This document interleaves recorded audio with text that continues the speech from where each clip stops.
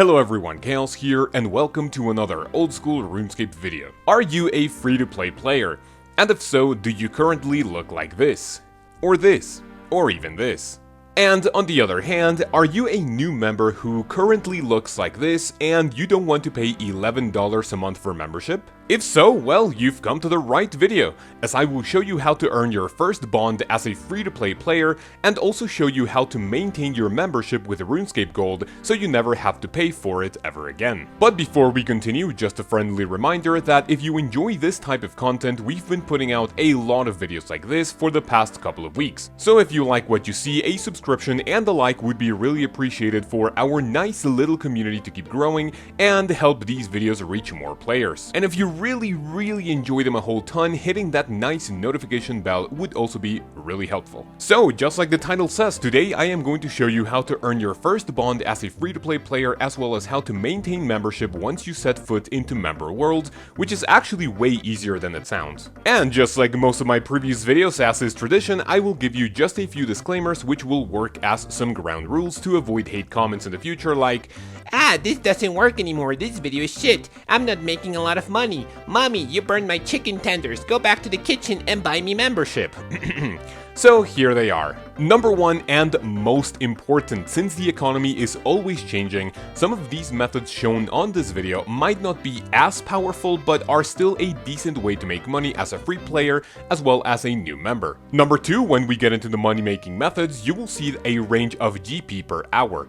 The first value will be a worst case scenario profit per hour, and the second value will be the amount of money you will be able to make with high efficiency and on the best case scenario. And finally, for number three, remember that these are just a few money making methods for starting players. For free players, most of these will be fairly slow, as making money on free worlds could potentially be slightly painful. As for new members, they might not be as efficient, but they will be fairly easy and things you can do every now and then as to not interrupt your training in Member Worlds and get as much out of your bond as possible. So with these disclaimers out of the way, let's begin. Starting off as a free player, I have 10 quick methods for you that will bring a lot of profits for free-to-play standards. We are going to start with one method that has absolutely zero requirements. You are going to go to Drainer Village to purchase as many packs of empty jugs as you can. You can actually buy these at other stores, but this one is pretty easy to get to. You can either hop worlds or wait for them to restock. After you have your packs, open them at Falador Bank and fill them up at the water source next to the hair salon. The great thing about this method is that empty jugs are actually dirt cheap,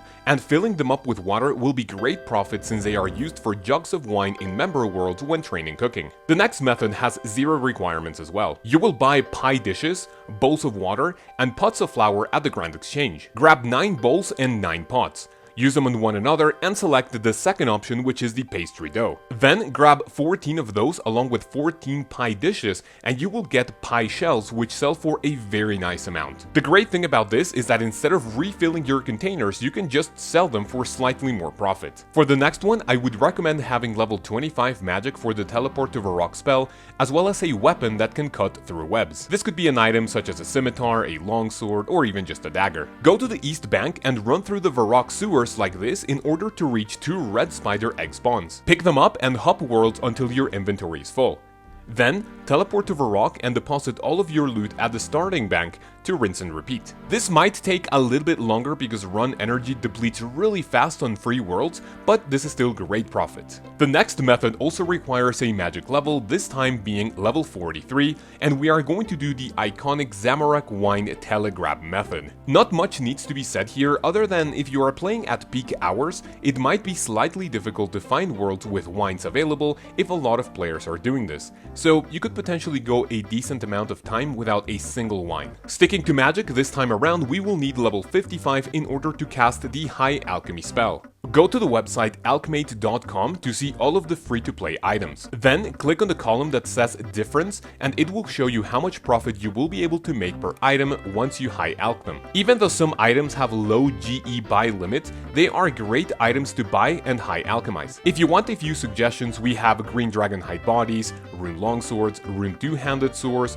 rune chain bodies, and so on. Buy as many of them as you can, and even if they don't provide a ton of profit each, they will add up over time. And also remember that the GE buy limit refreshes every 4 hours, so you can buy even more items once your timer restarts. Up next we have some combat money making methods, and we are going to kill pretty much the end game enemies when it comes to free to play in the form of ogresses. This is one of the methods that could potentially have a lot of GP per hour disparity because of your melee or range levels, and if the worlds are too crowded or not. Once you have a full inventory, just bank your items on the surface and then return for more loot. And now it's going to be all about skilling.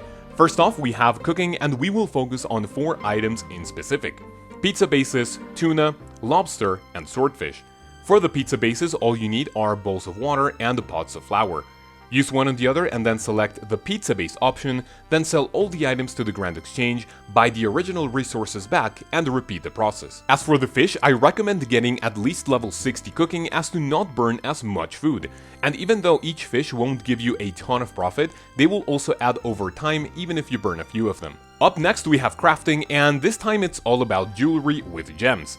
Because gold bars are also dirt cheap, combining them with gems will most likely give you a fairly decent profit. Here's what I recommend with each gem: standalone gold rings, sapphire rings, emerald necklaces, ruby necklaces, and finally diamond necklaces. Next we have 2 methods that will always give you 100% profit because they are just gathering skills. First we have mining, and I recommend getting to level 60 by mining iron ore and either banking it or dropping it to make it faster. Then at level 60 you have access to the mining guild where you can mine adamant ore. Since there are only 2 adamant rocks in here, just mine them, hop world, and then bank to repeat the process. And finally, you can chop any kind of tree and bank the logs you receive to both level up and chop wood faster, and also add value to your bank. Any kind of log will be decent to bank, but I recommend chopping normal logs behind the Lumbridge Castle or east of a rock. Also oak logs west of Varrock, and finally willow logs at Draenor Village. I wouldn't really aim for yew logs at level 60 since they are so cheap and are painfully slow to cut down. Alright, you have enough money to purchase your first ever bond. You go to the Grand Exchange, you buy it, you redeem it, set foot inside member worlds, and... well, what now? Well, for this part of the video, I will only teach you a single method that will be amazing for passive money making on member worlds, and something you only need to do every hour in order to focus on your other skills while you wait. In the next video, however, I will show you how to make money with every single skill, but this time around we will only look at a guaranteed way to maintain your membership, and once you have a nice flow of cash, we can discuss other things. And if you guessed farming, you would be 100% correct. With the farming skill, you will be able to gather resources mainly for potions that are actually on high demand. These are herbs and limpwood roots. I will show you the very basic method to collect them, and then to close out the video I will give you a list of pointers to make the method even better so you make more money in a shorter amount of time. For starters, I will only consider the farming patches in Mauritania, north of Ardi, south of Falador, and in Catherby. After which I will mention the other farming patches available to us after progressing your account a bit further. Oh, and I will not talk about the Alolan patches because I will focus strictly on herbs and flowers,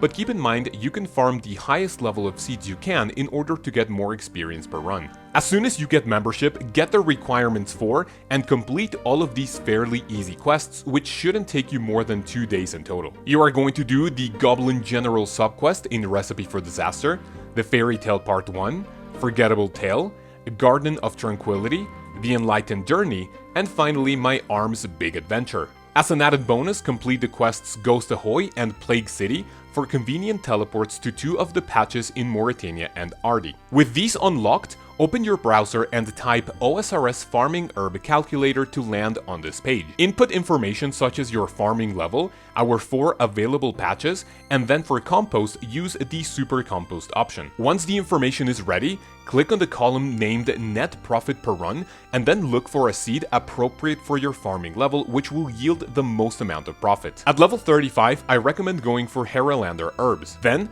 work your way up to Toadflax at level 38, Avanto at level 50, and finally Quarms at level 56. However, Toadflax are more recommended since the level difference will give you more herbs most of the time. Along with the herbs, you are going to buy limpwood root seeds and plant them on the flower patches. The incredible thing about this is that the seed itself is only 12 GP as of the time of making this video, and just a single limpwood root is worth above 800 GP. If they don't die, you will get at least 3 out of each patch, which is a ridiculous amount of profit for the initial investment. So, get 4 herb seeds of your choice, 4 limpwort root seeds, for super compost, and the appropriate teleports for our farm runs to begin. Remember that the herbs grow every 80 minutes, so you can set up a timer to do this as efficiently as possible. If you want even more profit, remember that limpwort roots grow every 20 minutes, so that's up to you if you want to do more farm runs per hour. It will actually be fairly difficult to give you an approximate GP per run, GP per hour, or even GP per day statistically, because there are many factors that could affect our calculations. Just know that as long as you are making 360k profit each day from your farming runs alone, which is very likely, you will be more than capable of maintaining your membership, as we are dividing 5 million GP per bond by 14 days of membership. So the first few days might be a little tight when it comes to how often you will have to do your farm runs. As for some extra tips, here's how to improve your farm runs, and you should do these in order to unlock both more patches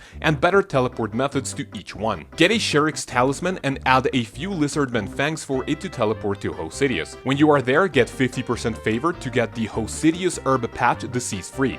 This will give us 1 more herb and 1 more flower patch each. Do the Edgar's Roost quest to unlock the Trollheim teleport and have an easy way to get to the Troll Stronghold for 1 more herb patch to add to our run. To unlock the flower patch on the farming guild, get 45 farming and 60% Hosidius favor. Furthermore, get 65 farming to access the herb patch on the next area of the guild.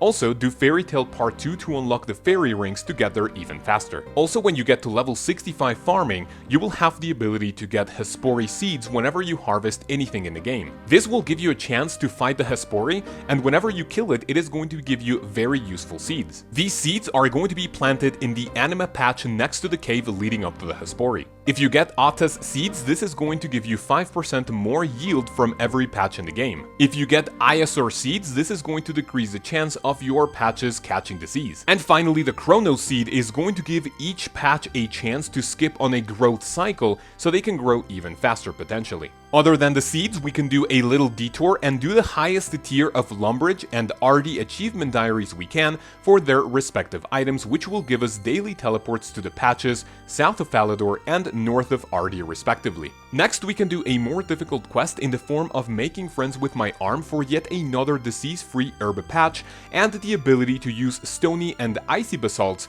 which are actually the best teleports to each troll herb patches. And finally, to unlock the last herb patch in the game, you can have the Mauritania Elite Diary as a long-term goal. By doing this, you can harvest herbs on Harmony Island to round out our farm runs. But quite honestly, if you are able to do the Mauritania Elite Diary, it means that your account is already at a pretty high level in terms of progression, and you may not need to make money with farming anymore. Remember that this is just a very general idea of what you could do to start earning a lot of money, and farming can actually be even deeper than this.